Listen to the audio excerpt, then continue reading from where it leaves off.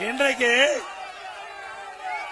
இங்கே இருக்கின்ற மக்கள், நான் இந்த வீதியிலே வருகின்ற பொழுது பார்த்தேன், பெரும்பாலும் சாதாரண மக்கள்.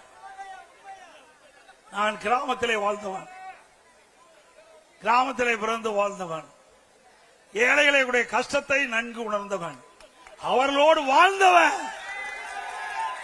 அவளுக்கு கஷ்ட நஷ்ட துன்பம் துயரம் வேதனைகளை பகிர்ந்து கொண்டவன்.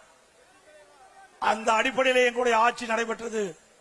இன்றைய ஆட்சியாளர்கள் அப்படி அல்ல. செல்வர்களுக்குத்தான் இந்த ஆட்சியிலே முதலிடம் புகலிடம், ஏழைகளுக்கு இல்ல. அதிமுக ஆட்சிக்கு வரை ஏழைகளுக்காக திட்டங்களை போட்டோம். திமுக ஆட்சி குடும்பத்திற்காக திட்டங்களை போட்டுக் கொண்டிருக்கின்றார்கள். தேர்தல் நேரத்தில் கொடுக்கப்பட்ட வாக்குறுதி, திராவிட முன்னேற்ற கழகம் ஆட்சிக்கு வந்தால் சொத்து வரி உயர்த்த மாட்டோம் என்று வாக்குறுதி கொடுத்து, அந்த வாக்குறுதியின் அடிப்படையில் மக்களை ஏமாற்றி வாக்குகளை பெற்று ஆட்சிக்கு வந்த பிறகு சொத்து வரி உயர்த்திய ஒரே அரசாங்கம் திராவிட முன்னேற்ற கழக அரசாங்கம். இன்றைக்கு வீட்டு வரி 100% உயர்வு. இங்க இருக்கிற வீடு என்றால் 1000 ரூபாய்க்கு வரி செலுத்திக் கொண்டிருந்தால் இப்பொழுது 2000 ரூபாய் திமுக ஆட்சியிலே வரி செலுத்த வேண்டும்.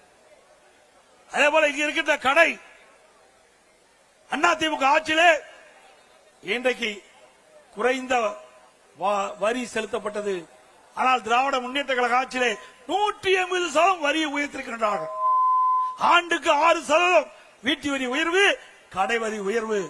இப்படிப்பட்ட கொடுங்கோல ஆட்சி தேவையா? 100%, 150%, ஆண்டுக்கு 6% உயர்த்தப்பட்டு சொன்னால் அந்த மக்கள் எப்படி பிழைப்பார்கள்? அவர்கள் மீது, அவர்களுடைய தலை மீது இவ்வளவு பெரிய வரி சுமை சுமத்திய அரசாங்கம் அதிமுக அரசு. பிறகு மின்கட்டணம் இன்றைக்கு கடுமையாக உயர்த்தப்பட்டு விட்டார்கள். 52% மின்கட்டணத்தை உயர்த்தினார்கள். ஆண்டுக்கு 5% மின்கட்டண உயர்வு. எவ்வளவு மக்கள் தாக்கு பிடித்துக் கொண்டிருக்கிறார்கள். தேர்தல் நேரத்தில் கொடுக்கப்பட்ட வாக்குறுதியை அப்படியே அந்தர்பல்ட்டி அடித்து மக்களை வாட்டி வதைக்கின்ற அரசாங்கமாக இன்றைக்கு அதிமுக அரசு இருந்து கொண்டிருக்கின்றது. இன்றைக்கு சிறு குறு நடுத்தர தொழில்களை செய்ய முடியல. மின்கட்டண உயர்வு. இன்றைக்கு சென்னை மாநகர மக்களை பொறுத்த வரைக்கும்